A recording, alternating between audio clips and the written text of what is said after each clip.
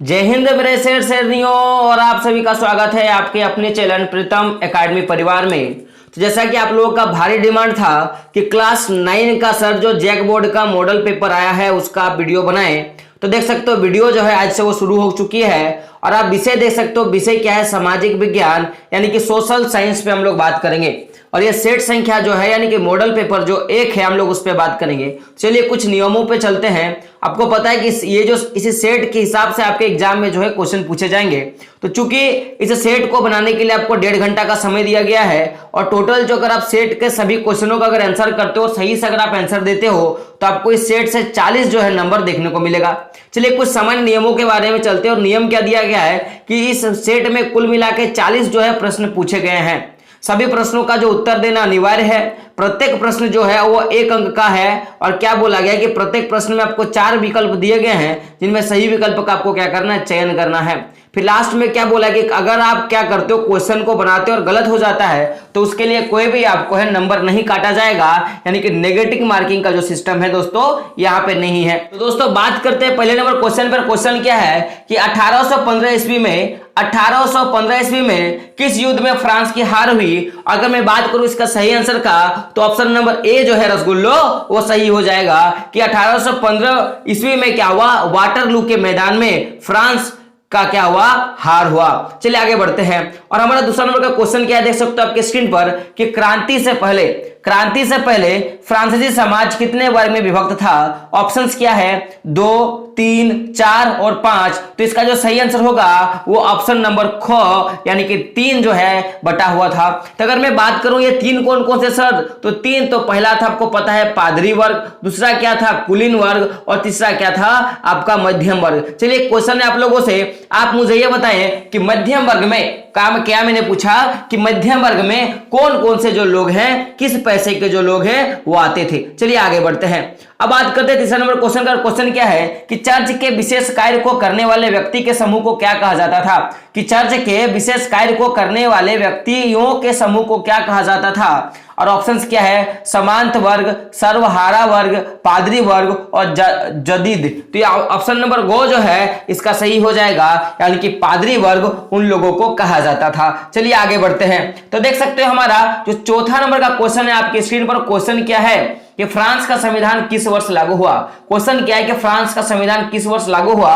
और आपके ऑप्शंस क्या है, ऑप्शंस क 1771, ऑप्शन ख 1781, ऑप्शन ग 1791, ऑप्शन घ 1801। तो इसका जो सही आंसर होगा मेरे रसगुल्लो वो क्या होगा ऑप्शन नंबर ग, यानी कि मैं बोल सकता हूं कितना, 1791। कब, 1791। तो फ्रांस का जो संविधान है वो 1791 में जो है वो लागू हुआ। चलिए आगे बढ़ते हैं। तो 5वां नंबर का क्वेश्चन देख सकते हैं आपके स्क्रीन पर। क्वेश्चन क्या है कि फ्रांस में 1793 से लेकर 1794 ईस्वी के मध्य के काल को किस नाम से जाना जाता था। और ऑप्शंस क्या है, ऑप्शंस क आतंक का राज, ऑप्शन ख निरंकुश राजा, ऑप्शन ग लोकतांत्रिक राज, ऑप्शन घ तानाशाही राज। तो इसका जो सही आंसर होगा मेरे रसगुल्लो वो क्या हो जाएगा, ऑप्शन नंबर क, यानी कि आतंक के राज से नाम से जो है वो जाना जाता था। चलिए आगे बढ़ते हैं। देख सकते हो हमारा 6ठा नंबर का जो क्वेश्चन वो क्या है कि 1917 से पूर्व रूस पर किसका शासन था। 1917 से पूर्व रूस पर किसका शासन था। और ऑप्शंस क्या है, देख सकते हो, जार निकोलस प्रथम, जार निकोलस द्वितीय, जार निकोलस तृतीय और जार निकोलस क्या है, चतुर्थ। तो इसका जो सही आंसर हो जाएगा वो क्या हो जाएगा, ऑप्शन नंबर ख जार निकोलस द्वितीय। कौन था, जार निकोलस द्वितीय जो था, इसका क्या मैं बोल सकता हूँ 1917 से पूर्व का जो है वो कौन थे, राजा थे, कहाँ का, फ्रांस का। चलिए आगे बढ़ते हैं और देखते हैं 7वां नंबर का क्वेश्चन क्या है मेरे रसगुल्लो, ध्यान से पढ़ना कि रूसी संसद का नाम क्या था। रूसी संसद का क्या नाम था। ऑप्शंस क्या है, संसद भवन, कांग्रेस, पार्लियामेंट और क्या है, ड्यूमा। तो इसका जो सही आंसर होगा ऑप्शन नंबर घ, यानी कि ड्यूमा। तो रूसी संसद का क्या नाम था, तो ड्यूमा। चलिए क्वेश्चन आप लोगों से बताइए, भारत का जो संसद है, भारत का जो संसद है उसे किस नाम से जाना जाता है, ये आपको फटाफट क्या करना है, कमेंट बॉक्स में छाप देना है। चलिए आगे बढ़ते हैं और देखते हैं अगला क्वेश्चन। तो हमारा जो 8वां नंबर का क्वेश्चन रसगुल्लो देख सकते हो आप लोग कि बोल्शेविक पार्टी क्या है, बोल्शेविक पार्टी का नेता कौन था, और ऑप्शंस क्या है, लेनिन, केरेंस्की, जार निकोलस द्वितीय और कार्ल मार्क्स। इसका जो सही आंसर हो जाएगा वो ऑप्शन नंबर ए हो जाएगा, लेनिन। तो बोल्शेविक पार्टी के नेता कौन थे, लेनिन जो है वो बोल्शेविक पार्टी के नेता थे। चलिए आगे बढ़ते हैं। आप देख सकते हो आपके पास ऑप्शंस क्वेश्चंस दिया हुआ है। क्वेश्चन क्या है मेरे रसगुल्लो, ध्यान से आप देख सकते हो। अगर मैं बात करूं क्वेश्चन का, तो क्वेश्चन क्या है कि रूसी क्रांतिकारियों के मुख्य उद्देश्य क्या है, रूसी क्रांतिकारियों के मुख्य उद्देश्य क्या है, और आपके ऑप्शंस क्या है, प्रथम विश्व युद्ध से रूस को हटाना, जमीन किसानों को देना, कारखानों पर मजदूरों का नियंत्रण, गैर रूसी जातियों को समानता का दर्जा देना। तो अगर मैं बात करूं तो इसके जो ऑप्शंस है वो क्या है, ऑप्शंस क में क्या है 1 और 2, ऑप्शन ख में क्या है 2 और 3, और ऑप्शन ग में क्या है 3 और 4, और ऑप्शन घ क्या है उपयुक्त सभी। तो इसका जो सही आंसर हो जाएगा उपयुक्त सभी,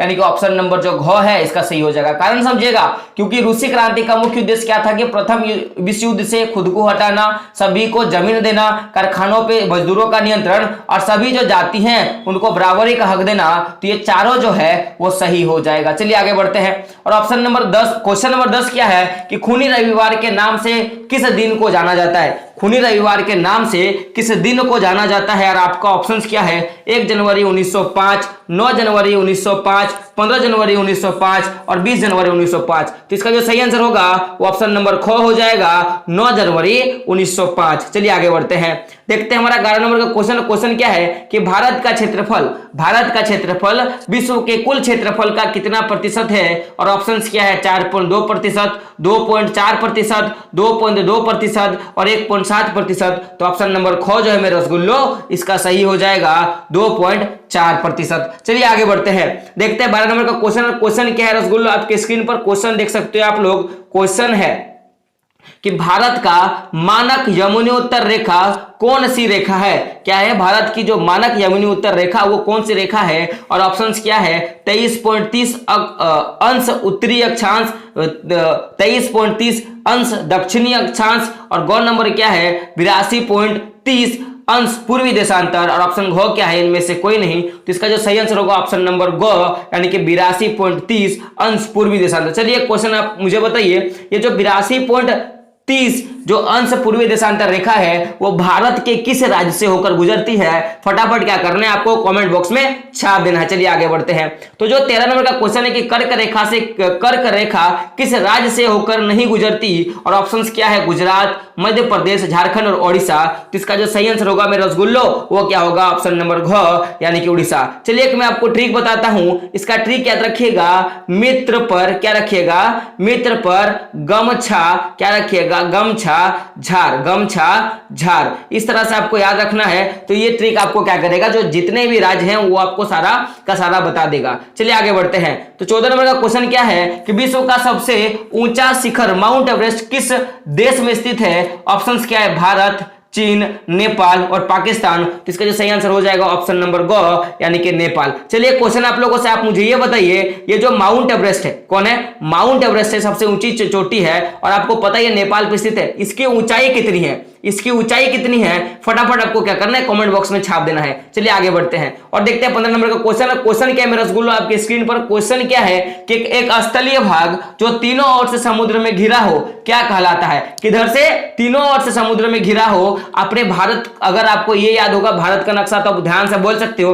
आप जानते हो कि भारत का यहां से यहां तक क्या होता है, पानी से घिरा होता है, और इधर का जो हिस्सा होता है वो स्थल से होता है। तो भारत को हम लोग क्या बोलते हैं, प्रायद्वीप बोलते हैं ना। तो ऑप्शन नंबर ग जो है वो सही हो जाएगा कि एक स्थलीय भाग जो तीनों ओर से समुद्र से घिरा हो उसे प्रायद्वीपीय कहते हैं। क्या बोलते हैं, प्रायद्वीपीय कहते हैं। चलिए क्वेश्चन आप लोगों से बताइए, द्वीप समूह किसे कहा जाता है, क्या बोलोगे, द्वीप समूह किसे कहा जाता है, फटाफट आपको क्या करना है कमेंट बॉक्स में छाप देना है। चलिए आगे बढ़ते हैं, देखते हैं 16 नंबर का क्वेश्चन क्या है मेरे रसगुल्लो कि बाढ़ वाले मैदान के नए तथा युवा निक्षेपों को किस नाम से जाना जाता है, कि बाढ़ वाले मैदानों के नए तथा युवा निक्षेपों को किस नाम से जाना जाता है, और आपके ऑप्शंस क्या है, भाभर, भांगर, खादर और तराई। तो इसका जो सही आंसर होगा वो क्या हो जाएगा, ऑप्शन नंबर ग यानी कि खादर। क्या हो जाएगा, ऑप्शन नंबर ग यानी कि खादर। तो बाढ़ वाले मैदानों को क्या कहा जाता है, जिसमें नया निक्षेप होता है उसको क्या बोलते हैं, खादर। चलिए क्वेश्चन आप लोगों से कि मैदान का जो पुराना जो निक्षेप होता है यानी कि ओल्ड जो निक्षेप होता है उसे क्या कहा जाता है,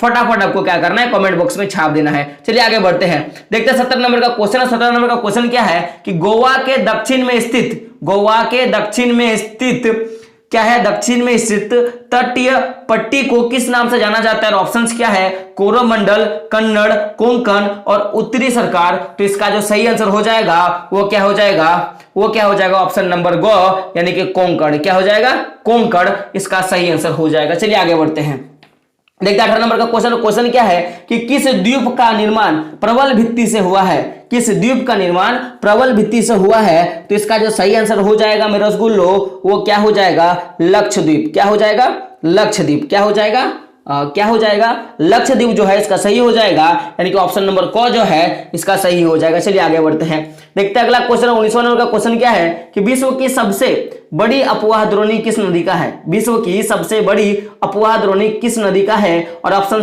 क क्या है, अमेजन, ऑप्शन ख क्या है, नील, ऑप्शन ग क्या है, सिंधु और ऑप्शन घ क्या है, गंगा। तो इसका जो सही आंसर होगा वो ऑप्शन नंबर क हो जाएगा, अमेजन। क्या हो जाएगा, अमेजन। क्या हो जाएगा, अमेजन। चलिए आगे बढ़ते हैं, देखते हैं अगला क्वेश्चन। और हमारा 20वां नंबर का क्वेश्चन क्या है कि कौन सी नदी अरब सागर में गिरती है, कौन सी नदी अरब सागर में गिरती है। और आपके ऑप्शंस क्या है, गंगा, यमुना, नर्मदा और गोदावरी। तो ऑप्शन नंबर ग जो है इसका सही हो जाएगा, यानी कि नर्मदा नदी जो है वो अरब सागर पर गिरती है। चलिए आगे बढ़िए, चलिए एक क्वेश्चन है आप लोगों से, आप मुझे ये बता दीजिए कि गंगा नदी जो है वो कौन से सागर में जाके गिरती है। आपको फटाफट ये आपको आंसर दे देना है। चलिए आगे बढ़ते हैं, तो 21वां नंबर का क्वेश्चन देख सकते हो आपके स्क्रीन पर, और यहाँ पे क्या है, लमपुर। तो चलिए लमपुर नहीं है, ये पालमपुर है। क्या है, पालमपुर गांव की कहानी से है। तो क्वेश्चन क्या है कि पालमपुर की कितनी प्रतिशत जनसंख्या अपनी आजीविका के लिए कृषि पर आश्रित होते थे।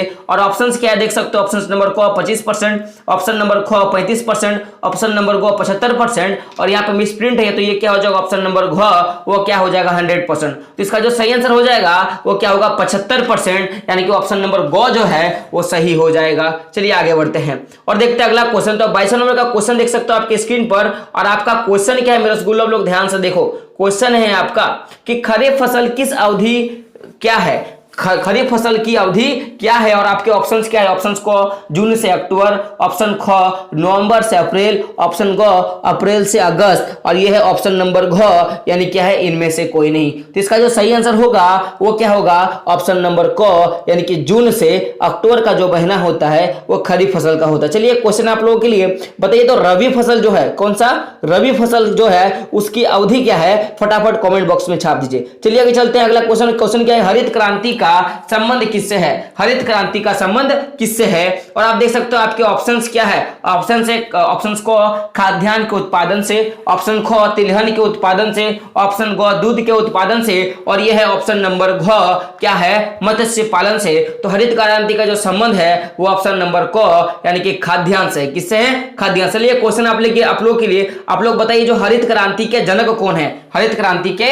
जनक कौन है, आपको क्या करना है, कमेंट बॉक्स में छाप देना है। चलिए अगले आगे जाते हैं, और 24वां नंबर क्वेश्चन देख सकते हो कि निम्न में से कौन कार्यशील पूंजी का उदाहरण है। कैसा है, कार्यशील पूंजी का उदाहरण है। और आपका ऑप्शंस क्या है, औजार, भवन, नगद पैसा तथा कच्चा माल और मशीन। तो इसका जो सही आंसर हो जाएगा वो ऑप्शन नंबर ग नगद पैसा तथा कच्चा माल। चलिए क्वेश्चन आप लोग बताइए, हमने को जानते हैं कार्यशील पूंजी होता है और एक क्या होता है, अस्थायी पूंजी होता है। क्या होता है, एक अस्थायी पूंजी होता है। तो बताइए ये जो बाकी जो बचे 3 ऑप्शन है इसमें से जो अस्थायी पूंजी है वो कौन सा है, फटाफट कमेंट बॉक्स में आपको क्या करना है, छाप देना है। चलिए बढ़ते हैं आगे और देखते हैं 25वां नंबर का क्वेश्चन क्या है कि निम्नलिखित में से कौन एक गैर कृषि क्रिया है, निम्नलिखित में से कौन एक गैर कृषि क्रिया है। और आपके ऑप्शंस क्या है, खेतों की जुताई करना, सिंचाई करना, फसल की देखभाल करना, खाद एवं बीज की बिक्री। तो ऑप्शन नंबर जो ख है, ये ख जो है वो क्या हो जाएगा, सही हो जाएगा, खाद एवं बीजों की बिक्री। चलिए आगे बढ़ते हैं, देख सकते हैं हमारा अगला क्वेश्चन हमारा है 26 नंबर का। और क्वेश्चन क्या है दोस्तों, देख सकते हो आपके स्क्रीन पर। क्वेश्चन क्या है कि नीचे दिए गए कथनों को ध्यानपूर्वक पढ़िए। चलिए भाई पढ़ते हैं कथन 1 को, कि जब मानव संसाधन को शिक्षित तथा स्वास्थ्य के द्वारा विकसित किया जाता है तब इसे मानव पूंजी का निर्माण होता है। तो वाकई में सही है, इससे तो मानव पूंजी का निर्माण होता है। अब देखते हैं ऑप्शन नंबर 2 क्या है कि मानव पूंजी में निवेश भौतिक पूंजी की भांति ही प्रतिफल प्रदान करता है। तो यह भी सही है। तो ऑप्शन नंबर, अगर मैं बात करूं ऑप्शंस का, तो ऑप्शन नंबर को क्या है, कथन 1 सही है, तो यह तो गलत हो गया। केवल कथन 2 सही है, यह भी गलत हो गया। अब ऑप्शन नंबर गो क्या है कि जो कथन 1 और कथन जो 2 है दोनों सही है, तो इसका सही हो क्या हो जाएगा, ऑप्शन नंबर गो जो है सही हो जाएगा। चलिए क्वेश्चन आप लोगों के लिए, आप बताइए मानव पूंजी किसे कहते हैं। क्वेश्चन क्या है, मानव पूंजी किसे कहा जाता है। फटाफट आपको क्या करना है, कमेंट बॉक्स में आपको कमेंट छाप देना है। चलिए आगे बढ़ते हैं और देखते हैं क्वेश्चन क्या है कि किस प्रकार की जनसंख्या अर्थव्यवस्था की परिसंपत्ति क्या होता है, अर्थव्यवस्था की परिसंपत्ति है। और आपके ऑप्शंस क्या, ऑप्शन नंबर को शिक्षित एवं स्वस्थ जनसंख्या, ऑप्शन ख शिक्षित एवं अस्वस्थ जनसंख्या, ऑप्शन ग अशिक्षित एवं स्वस्थ जनसंख्या, और ये एक्चुअली है ऑप्शन नंबर घ, वो क्या है, इनमें से कोई नहीं। तो इसका जो सही आंसर हो जाएगा वो ऑप्शन नंबर क हो जाएगा, शिक्षित एवं स्वस्थ जनसंख्या जो है इसका सही आंसर हो जाएगा। चलिए आगे बढ़ते हैं और देखते हैं अगला क्वेश्चन। तो 28वां नंबर का क्वेश्चन देख सकते हो आपकी स्क्रीन पर। क्वेश्चन क्या है कि नीचे दिए गए कथनों में से कौन सा कथन बेरोजगारी को सही तरीके से परिभाषित करता है। किसको, बेरोजगारी को सही तरीके से परिभाषित करता है। और आपके ऑप्शंस क्या है मेरे स्कूल, आप लोग देख सकते हो ध्यान से, कि जब प्रचलित मजदूरी की दर से कम मजदूरी पर लोग काम करते हैं। तो देखो काम करते हैं तो यानी कि ये तो बेरोजगारी नहीं है भाई, तो ऑप्शन नंबर को जो है वो गलत हो गया। चलिए आगे बढ़ते हैं। ऑप्शन नंबर खो क्या है कि जब प्रचलित मजदूरी के दर पर काम करने के इच्छुक व्यक्ति को रोजगार ना मिले, तो ऑप्शन नंबर जो खो है मेरा रसगुल्लो वो सही हो गया। कि क्या हो गया, प्रचलित मजदूरी से कम मजदूरी में भी काम करने के लिए रेडी हो लेकिन उसे क्या ना मिले, काम ना मिले, तो ऑप्शन नंबर खो जो है वो सही हो जाएगा। चलिए आगे बढ़ते हैं, देखते हैं अगला क्वेश्चन। 29वां नंबर का क्वेश्चन क्या है कि प्राथमिक शिक्षा में नामांकन के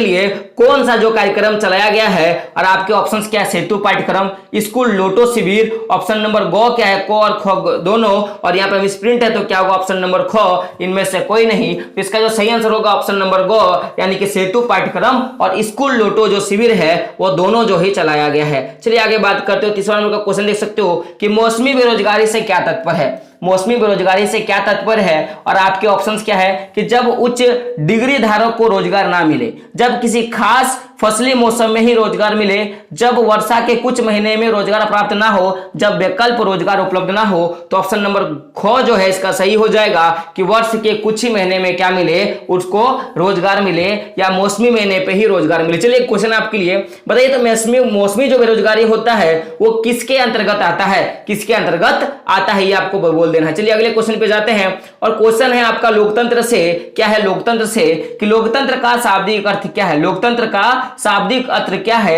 और आपके ऑप्शंस क्या है, कानून का शासन, राजा का शासन, लोगों का शासन, कुछ विशेष लोगों का शासन। तो सही क्या हो जाएगा मेरा रसगुल्लो, ऑप्शन नंबर ग, यानी कि लोगों का शासन। किसके लिए, लोगों का शासन। चलिए आगे बढ़ते हैं और 32वां नंबर का क्वेश्चन क्या है कि इनमें से कौन लोकतंत्र की विशेषता नहीं है, इनमें से कौन लोकतंत्र की विशेषता नहीं है। और आपके ऑप्शंस क्या है, स्वतंत्र एवं निष्पक्ष चुनावी मुकाबला, एक ही राजनीतिक दल का शासन, एक व्यक्ति एक वोट का मोल, कानून का राजा और अधिकारियों का आदर। तो इसका जो सही आंसर होगा कि कौन सा विशेषता नहीं है, तो इसका जो सही आंसर होगा कि एक ही राजनीतिक दल का शासन। ऐसा नहीं होता है, यहाँ पे बहुत सारे राजनीतिक दलों का क्या होता है, शासन होता है। तो ऑप्शन नंबर ख जो है मेरा रसगुल्लो वो क्या हो जाएगा, सही हो जाएगा। चलिए आगे बढ़ते हैं, देखते हैं अगला क्वेश्चन। और 32वां नंबर का क्वेश्चन देख सकते हो आपके पास। क्वेश्चन क्या है, इनमें से कौन सा कथन गलत है, कौन सा कथन गलत है। और अगर मैं बात करूं इसके ऑप्शंस का, तो ऑप्शंस देख सकते हो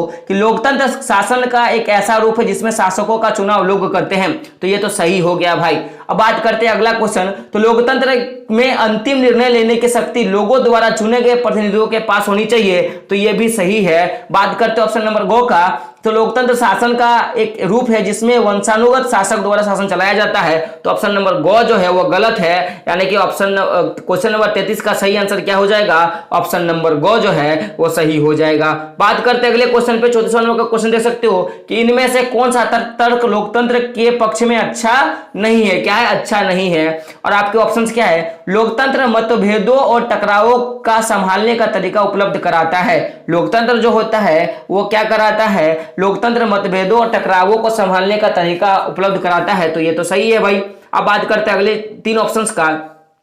तो ऑप्शन नंबर ख क्या है कि लोकतंत्र शासन पद्धति दूसरों से बेहतर है क्योंकि यह शासन का अधिकार क्या होता है? जवाबदेही वाला होता है, तो यह भी जो है सही है। बात करते हैं ऑप्शन नंबर गो का। तो लोकतंत्र बेहतर निर्णय लेने की संभावना बढ़ाता है, यह भी सही है। लेकिन ऑप्शन नंबर घ जो है यह गलत है। कारण समझिएगा कि लोकतंत्र नागरिकों को सम्मान नहीं बढ़ाता, तो यह गलत है। ये लोगों का सम्मान और आदर करता है।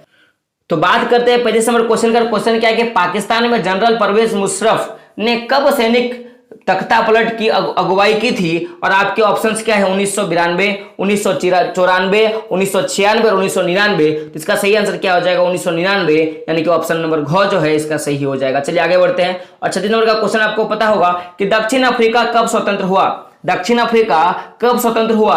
और आपके ऑप्शंस क्या है? 1991, 1992, 1993 और 1994। यानी कि ऑप्शन नंबर घ जो है इसका सही हो जाएगा कि दक्षिण अफ्रीका 1994 में जो है वो स्वतंत्र हुआ। चलिए आगे बढ़ते हैं।